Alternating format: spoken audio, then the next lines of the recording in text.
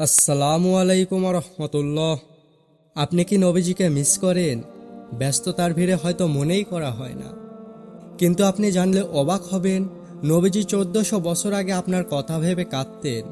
হ্যাঁ, সত্যি শুনেছেন। আপনার কথা ভেবেই তিনি কাঁদতেন, আপনার ভালোর জন্য, আপনার খুশির জন্য। আপনি কি জানেন আপনার ব্যাপারে সাহাবীদের তিনি কি বলে গেছেন? তিনি বলেছেন, আমার ইচ্ছা হয় আমি আমার ভাইদের দেখব। সাহাবীরা জিজ্ঞেস করলেন, আমরা কি আপনার ভাই নই ইয়া রাসূলুল্লাহ? তিনি বললেন, তোমরা আমার সাহাবী। আমার ভাই তো তারাই যারা আমাকে দেখেনি অথচ আমার প্রতি ঈমান এনেছে। ভাবুন তো, যে মানুষটা আপনাকে নিজের ভাই মনে করতেন, যে মানুষটা আপনাকে তার থেকেও বেশি ভালোবাসতেন, এমনকি নিজের জীবনের চেয়েও বেশি, প্রতিটি মুহূর্তে আপনার জন্য দোয়া করতেন, আপনার নিরাপত্তা, শান্তি ও সাফল্য কামনা করতেন, আপনি কখনো কোনো সময় তার জন্য কিছু করেছেন? কখনো কখনো তার চোখের পানি, তার হৃদয়ের ভালোবাসা অনুভব করতে পেরেছেন?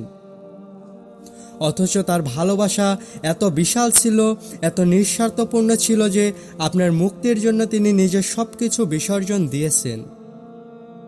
আপনি হয়তো ব্যস্ততার কারণে তাকে ভুলে যাই, অথচ হাজারো ঝুঁকির, হাজারো চ্যালেঞ্জের মাঝেও তিনি আপনাকে কখনো কোনোদিন কোনো সময়ের জন্য ভুলে যাননি। আপনাকে স্মরণ করতেন হৃদয়ের গহীন থেকে।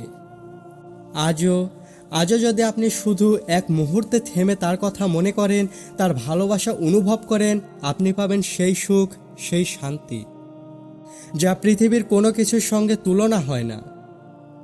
আপনার হৃদয়কে স্পর্শ করবে সেই করুণ আর্তনাদ যা 1400 বছর ধরে বয়ে চলেছে। আপনি অনুভব করবেন সেই ভালোবাসা যা কখনো শেষ হয় না। তাই আজই আল্লাহর পথে ফিরে আসুন আর নবীজির সুন্নাহ মেনে জীবনযাপন করুন।